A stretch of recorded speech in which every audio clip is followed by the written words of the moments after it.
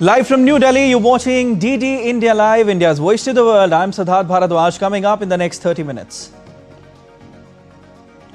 Singapore Prime Minister Lawrence Wong is on 3-day India visit to hold bilateral talks with Prime Minister Modi. Issues of mutual interest on agenda of discussion.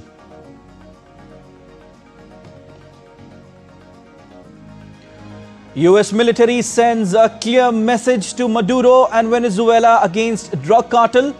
Kills 11 people in a strike since recent deployment of warships to the southern Caribbean.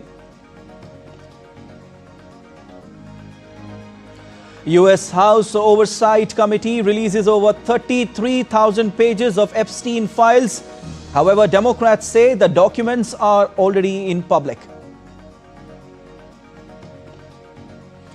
Multiple attacks in Pakistan leaves at least 25 dead, including 11 at political rally. Investigation underway.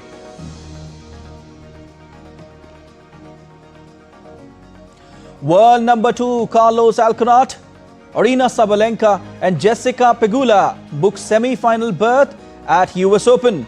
India's Yuki Bhamri and his Kiwi partner Michael Venus storm into quarterfinals.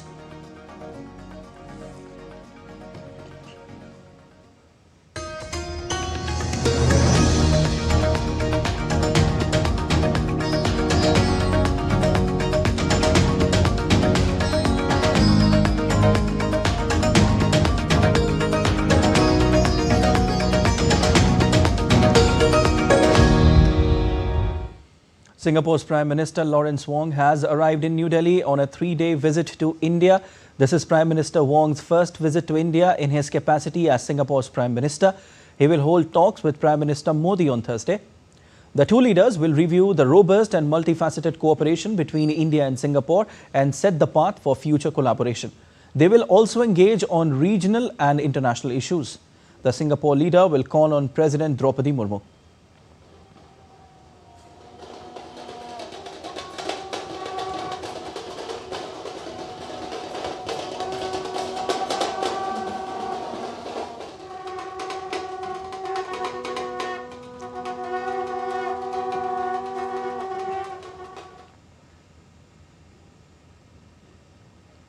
Singapore is an important partner for India, including in New Delhi's Act East policy. During the visit of Prime Minister Modi to Singapore in September 2024, the bilateral ties were elevated to a comprehensive strategic partnership. The visit coincides with the 60th anniversary of India-Singapore diplomatic relations.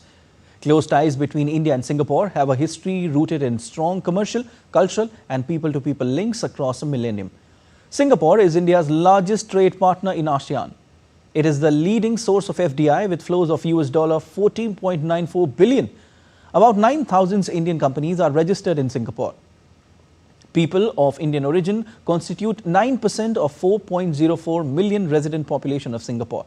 Singapore also hosts 1.64 million foreigners, including Indian citizens.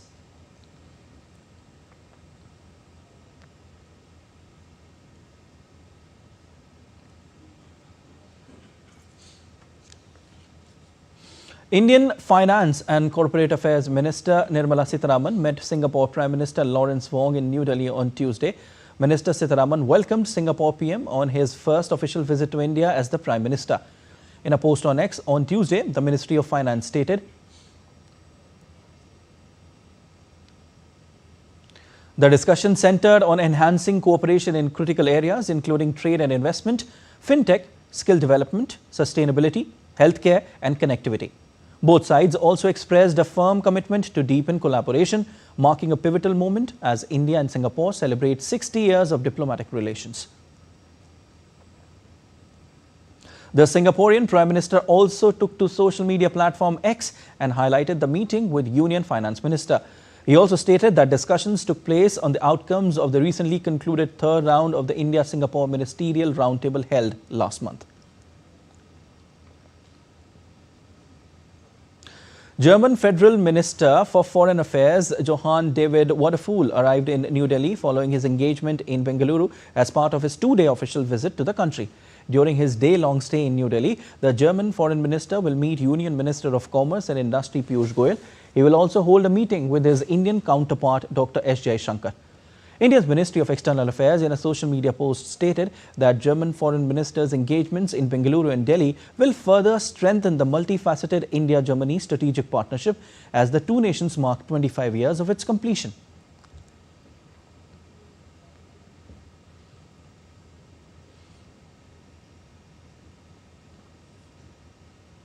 Aimed at enhancing India's semiconductor ecosystem, Prime Minister Narendra Modi to participate in second day of Semicon India 2025 conference inaugurated by him on Tuesday.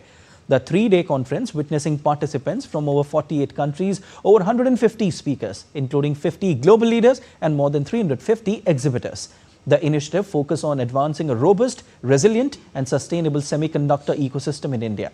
It features sessions on the progress of Semicon India program, semiconductor fab and advanced packaging projects, infrastructure readiness, smart manufacturing, innovations in R&D and artificial intelligence, investment opportunities, state-level policy implementation, among others.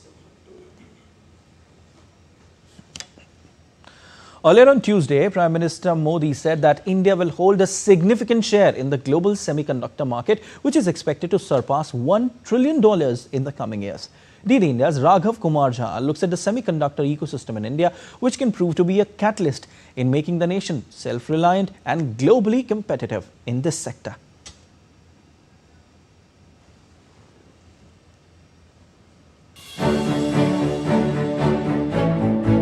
Prime Minister Narendra Modi on Tuesday received India's first indigenous semiconductor chip at the inauguration of Semicon India 2025 in New Delhi. In his inaugural address, Prime Minister said the global semiconductor market is projected to cross $1 trillion in the coming years. And with the speed at which India is advancing, the country will secure a significant share of this market. आज semiconductors का global market $600 billion तक पहुंच रहा है और अगले कुछ साल में ये $1 ट्रिलियन को भी पार कर जाएगा। और मुझे विश्वास है भारत जिस तेजी से सेमीकंडक्टर सेक्टर में आगे बढ़ रहा है, इस $1 ट्रिलियन मार्केट शेयर में एक अहम हिस्सा भारत का रहने वाला है। Let us have a quick look at the semiconductor program in India and its share in the global market. Semicon India program was launched in the country in 2021. By 2023, India's first semiconductor plant had been approved. In 2024, several other plants received approval, and in 2025, 5 additional projects were cleared. Now India has 10 approved semiconductor projects across 6 states involving an investment of over $18 billion. Global semiconductor market has already reached $600 billion, and in the coming years, it is expected to surpass $1 trillion. India contributes 20% of the world's semiconductor design talent. As per industry estimates, the size of the Indian semiconductor market in 24-25 was $45 to $50 billion. The market in India is expected to reach $100 to $110 billion by 2030. Industry leaders have hailed India's growing role and said that India is laying the foundation of a resilient semiconductor ecosystem. With the progress India have made in the last few years, entering semiconductor and becoming a strong country for semiconductor manufacturing makes a lot of sense. So this is excellent steps. Progress is being made, evidence is seen, and now the future is for us to take. Customers are here in India. We want to be able to support them, to support the growth trajectory that we have here in India, the Modi's law of exponential growth. We want to be here to be able to support that. The speed with which India is moving ahead in this sector, developing semiconductor parks across the country with access to a skilled worker pool. The day seems not far away when, in the words of Prime Minister Modi, the world will say, designed in India, made in India and trusted by the world. Raghav Kumar Jha reports for DD India. Prime Minister Modi's visit to China has dominated the world press. In Indonesia, media reports said that Prime Minister Modi's meeting with President Putin of Russia and President Xi of China sent a strong geopolitical signal that a new bloc is taking shape in Asia to counterbalance Western dominance. Did India's Chandani Vasandani reports from Jakarta. So in local news coverage here in Indonesia, Indian Prime Minister Narendra Modi's visit to China is being framed as more than just diplomacy. It is being seen as a turning point in global geopolitics. Major news outlets are reporting that Beijing is really showcasing its strengthened relationship with Russia and India. Indonesian media are saying this emerging alignment sends a strong geopolitical signal that a new bloc is taking shape in Asia to counterbalance Western dominance. They are noting that closer cooperation between New Delhi and Beijing could even pave the way for greater peace and stability in a relationship that has been historically defined by rivalry and tensions. Another theme in local coverage is America's recent imposition of higher tariffs on Indian goods. They suggest this economic pressure may have had the effect of drawing India and China closer together, as both countries seek common ground in resisting Western trade measures. At the summit itself, India highlighted security, opportunity, and connectivity as priorities for India, while Xi highlighted the need for a stronger global South. So the narrative here is that there could be a new power axis emerging. This is Chandani Vasandani in Jakarta for DD India. India is always at forefront when it comes to providing humanitarian assistance to any nation. This time, India helped Afghanistan in wake of earthquake. India, which has been the first responder to provide relief and aid, has stepped up the emergency supplies. In a post on X, India's Foreign Minister S. Jaishankar said that India has already dispatched 21 tons of relief materials, including blankets, tents, hygiene kits, water storage tanks, generators, kitchen utensils, portable water purifiers, sleeping bags, essential medicines, wheelchairs, hand sanitizers, water purification tablets, ORS solutions, and medical consumables were airlifted on Tuesday. Meanwhile, Sikhs in Afghanistan, in coordination with Afghan Sikh Diaspora and Indian World Forum, dispatched humanitarian aid assistance to the earthquake victims from Gurudwara Guru Nanak Darbar, Jalalabad, Afghanistan. This is an historical place and has been visited by Sri Guru Nanak Dev Ji.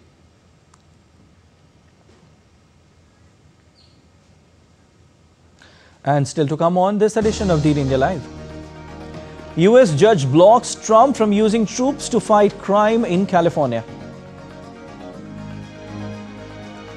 What happened on the first day of final stage in Bolsonaro's trial? Stay tuned to know more.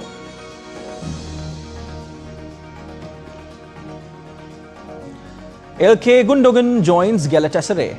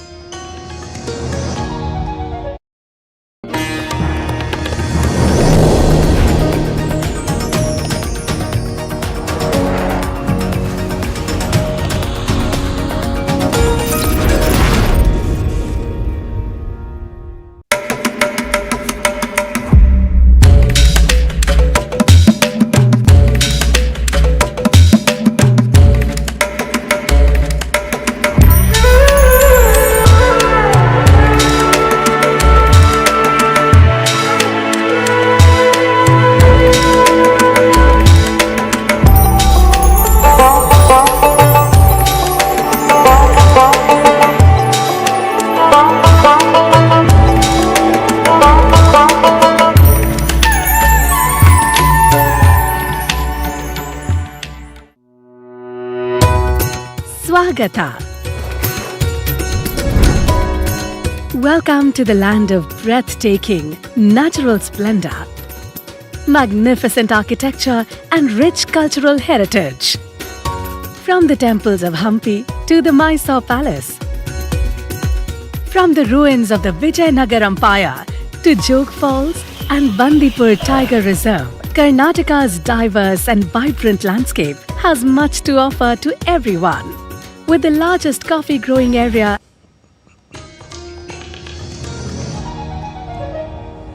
you're watching DD India Live. I am Siddharth Bharadwaj. United States, in its fight against drug cartels, carried out military strikes off Venezuela coast on Tuesday. US President Donald Trump, in a press meet, has confirmed that US forces had attacked a boat carrying drugs to the United States. He further said the US military killed 11 people in the strike on a vessel allegedly carrying drugs in the southern Caribbean. Trump also posted a video online of an open-topped speedboat carrying a number of people traveling on a body of water before it exploded in a ball of flames.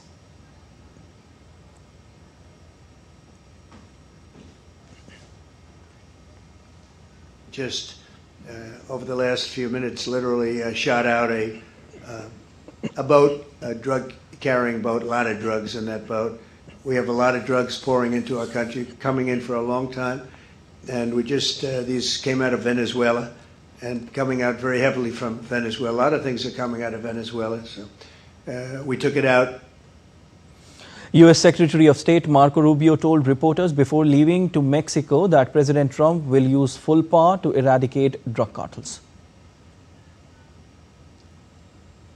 The president was very clear, and that is we destroyed a drug boat that left Venezuela, operated by a designated narco-terrorist organization, which is what these are.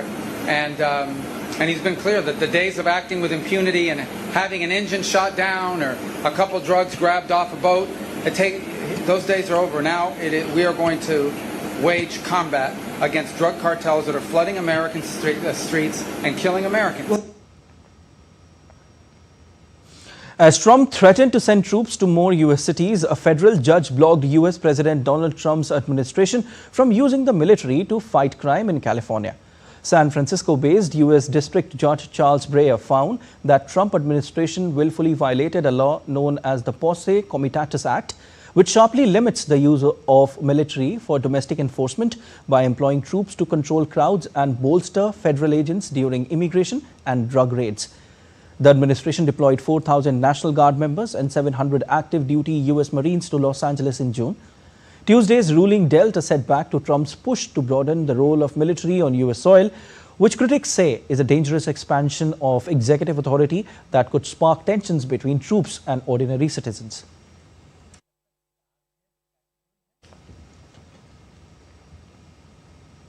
A US House of Representatives committee released a first batch of documents on Tuesday from the investigation into sex offender Jeffrey Epstein. The release includes more than 33,000 pages of documents and several videos with 2 more hours of footage from the night of Epstein's death. The proposal, submitted by Republican US Representative Thomas Massie and Representative Ro Khanna, would require the US Attorney General to publicly release all unclassified Epstein records in possession of the Department of Justice, including the FBI and US attorneys' offices. In fact, Massie and Khanna will hold a press conference with Epstein victims today. Republican House Speaker Mike Johnson told reporters that Massie's petition was inartfully drafted because it lacked language that would protect the identities of victims who were sexually abused by Epstein. Johnson also said the petition is moot due to the work of the House Oversight and Government Reform Committee.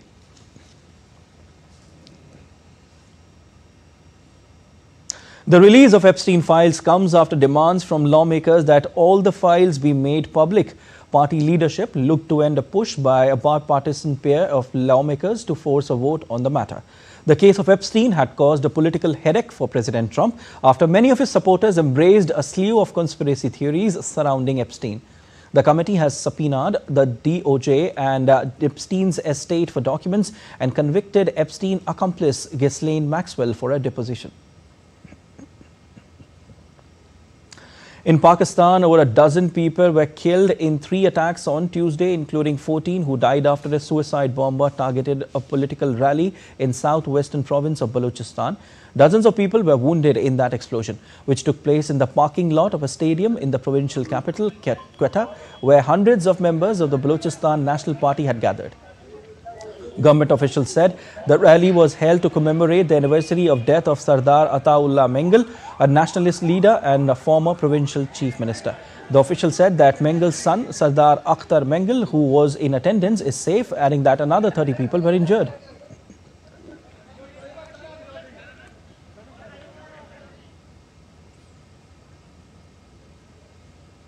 Another attack in Balochistan near the border with Iran claimed 5 lives on Tuesday, while 6 soldiers were killed after a suicide attack on their base in Khyber Pakhtunkhwa province.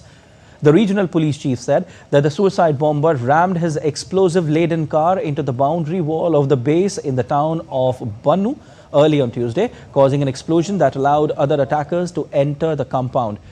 A police statement blamed the attack on Islamist militants without naming any group.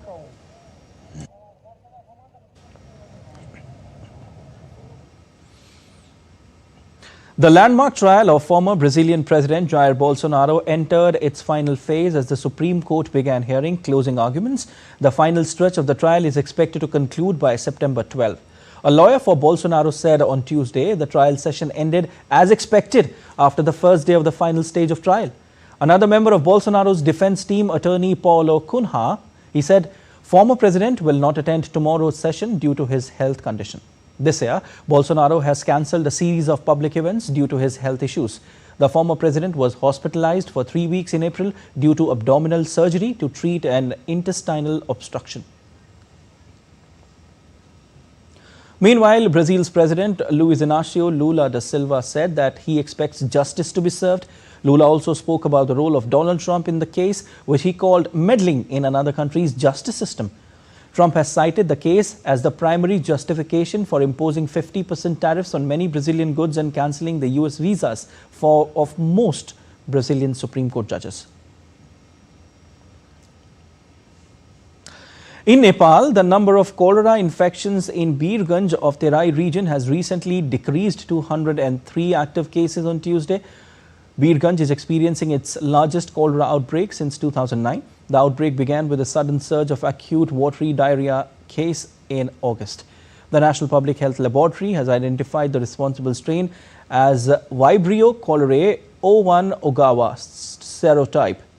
Home Minister of Nepal had visited various hospitals to inspect the treatment facilities and gather information on the condition of cholera patients. The personnel from all 3 security agencies, including the Nepali Army, are directed to be mobilized to control the cholera outbreak.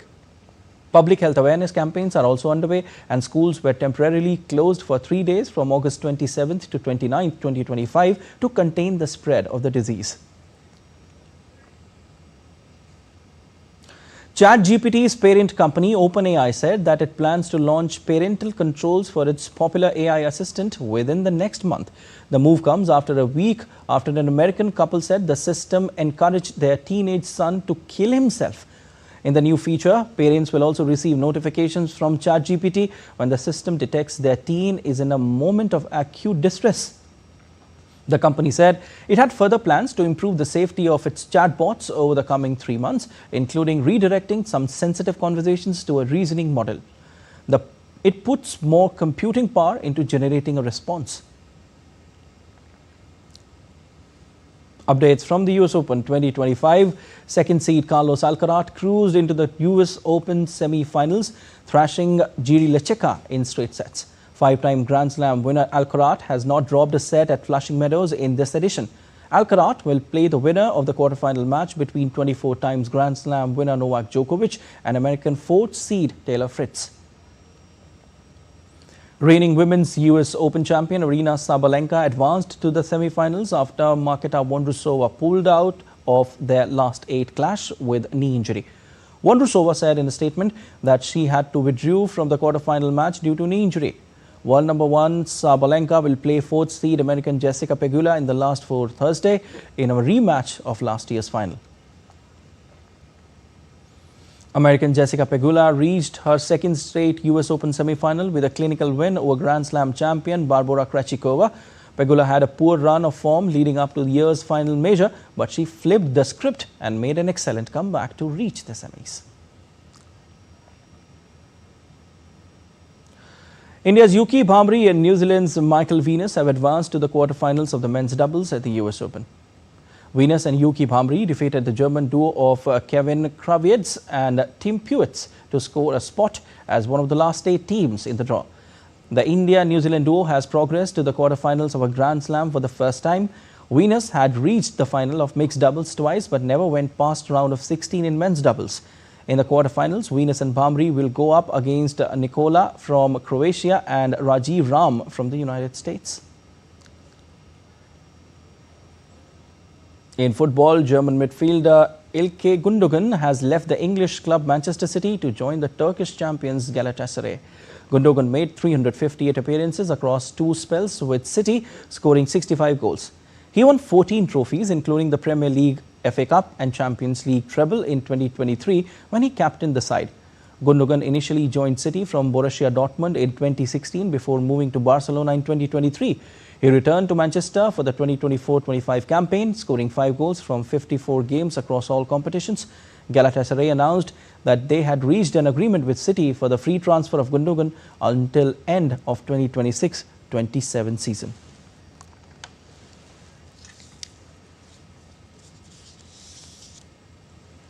That's all for this edition of DD India Live, but let us know your thoughts on the news of the day. For those on the go, you can get all the latest news and updates from India and across the world on DD India mobile app. The app is available on both Android and iOS platforms, and you can scan the QR code on the screen to download now. We'll be back with more news as it breaks here on DD India. I'm Siddharth Bharadwaj from all of us here in Delhi. Thanks for watching DD India Live.